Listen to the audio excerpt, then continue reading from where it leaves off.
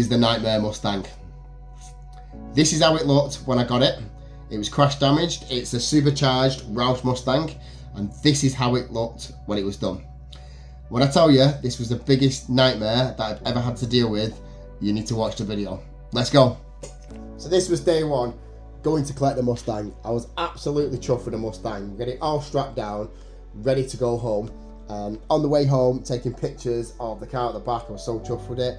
We had to stop for a coffee because the roof was flapping up and down. So what we did was secure the roof. As you can see, the damage on the front, the main bit is that the wheels push back and that the wing is dented and the light smashed. The rest of the car looks really good, as you can see. All this side was in really good condition. The wheels were in really good condition. I'll let you watch a video of the cold start. Sounds really good, that. So I've got the kid holding the actual camera.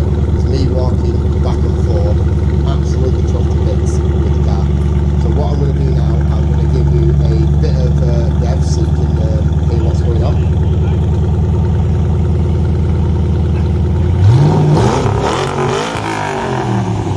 Sounds really sweet there. And then I've got to show you the engine pick. So once we got it off the trailer, I took the fuel cap off so I could get a match for the paint. We also had to check the roof was working. My son's absolutely loving sitting in the car with the top down. Everything was working fine, so we could go on to the next bit, which was getting a tyre for the wheel at the front so we could get it in the garage. And this is to show you how wide the tyres are. Getting in the garage, obviously admiring the car in the garage, absolutely loving it. And then I saw the back. Look at the ride height on that, that's shocking, we'll sort that. So I was walking around the garage looking for jobs. I found all this white pinstriping around the lights. I thought it was awful. Removed it, it looks way better without all the awful pinstriping. Then I sanded the bonnet down, or the hood down if you're American, because it had all the aluminium rust there. We got the bumper off and then started plastic welding that and plastic stapling that because it was split in about 3 different places, and added a bit of filler. The front light bar where the lights sit in was a mess, so I took that off, and here's me installing the new one ready for the spot welds. So then we got everything in place just to check all the alignment was correct, and then we welded it in place, and this is it all done, welded in place. Looks really good, to be honest.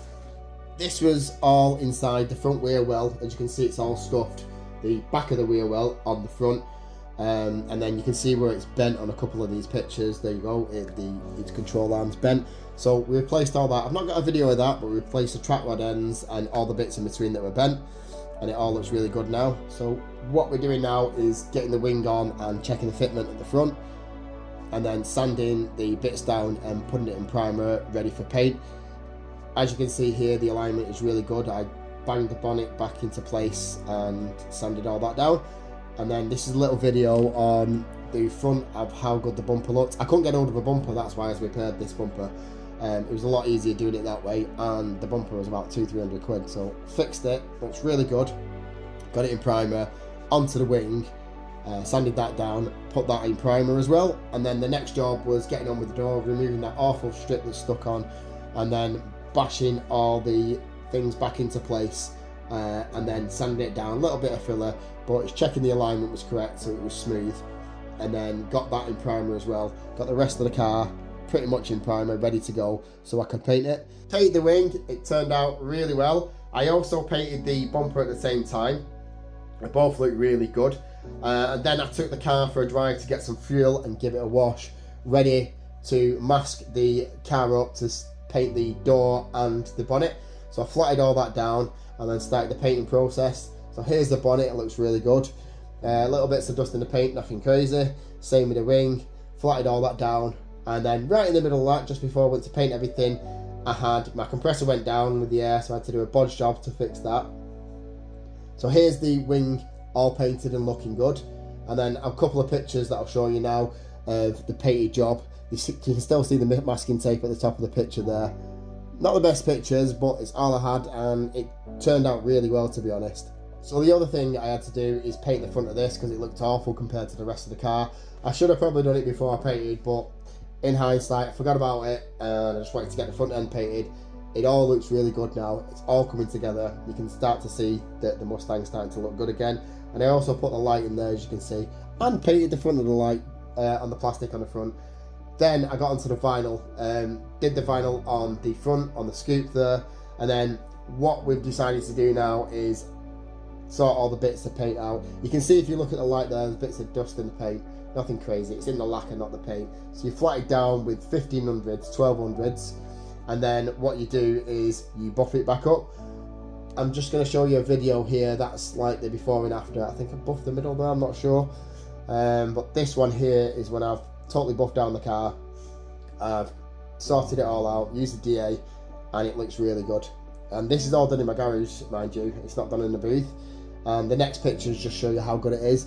Look, you can see the light and all the rest of the garage in the background, and on the next picture you can also see that as well. So what I did then as well, I had to put the stripes on the front, so I sanded down the front, sorted all that out, buffed all that out so the stripes could go straight on top of it. As you can see, it's really shiny, you can see through it, and then just had to finish the end bit there.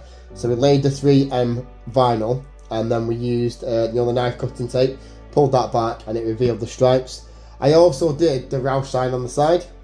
That turned out really well. So onto the exhaust, I decided to buff the exhaust up because it was just letting the side down.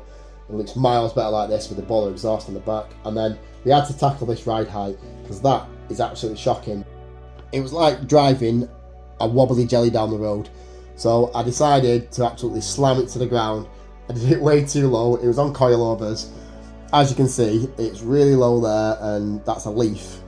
I couldn't even get my foot under it. It looks amazing, but I have actually raised it up a slight bit after that. So I decided to tackle the interior. I've no idea why these seats look like a weird orange. You can see they're all scuffed, they're actually red. As you'll see on the next clip, they've done the interior, it looks really good, but you can see that's more the true colour.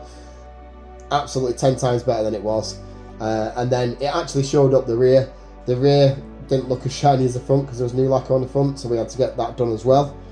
And then it was on to the brakes. The brakes were just letting the side down on the wheels, looked a bit scruffy, so I decided to pull them apart. They were an absolute mess. The pads were short, cost me £150 for some pads, so I put some new pads in, cleaned the brakes up, painted them. I just used a brush, painted them with a tin of the actual paint, and then that turned out really well. As you can see from these pictures, it looks 10 times better, especially when you can see it at the side of the wheel.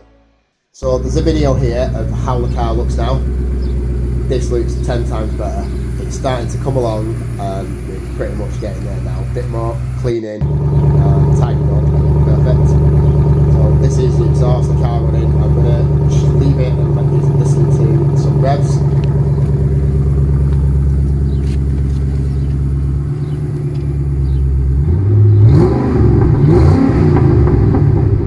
That sounds really good. Some pictures of the finished car. Looking really good. I still were making improvements on top of this after this point. Took the car for the MOT, and on the way back I decided to take some more pictures, and then I got a low oil pressure warning light, and then this came up when I checked it. Got some bits of fleck of metal in the oil. I was absolutely gutted. Took the bottom of the pan off and the bearings had spun. So this is where it turns to disaster. Taking the engine out, I was absolutely gutted. Engine in absolute bits. Right, that's the end of that video. As you can see, it looked amazing. I was so chuffed with the car at that point. I went for the MOT. It passed with flying colours. I was so happy. So I came home, I took some pictures. I was about 4 or 5 minutes away from the house. The low oil pressure warning light came on. I had to take the car home. I did all the checks that you needed to do. I checked the oil. There was bits of metal in the oil, or what I thought was metal. I dropped the oil and there was tons of metal in the oil. So then we had to take the pan off, and to take the pan off you had to jack the car up because it went under the frame, the actual oil pan. So when I did that, we had a look underneath and the bearings had spun. I can't tell you how gutted I was. So please tune in to the next video to see this nightmare of a Mustang, and don't forget to like, subscribe and click that notification bell. Thanks, see you later.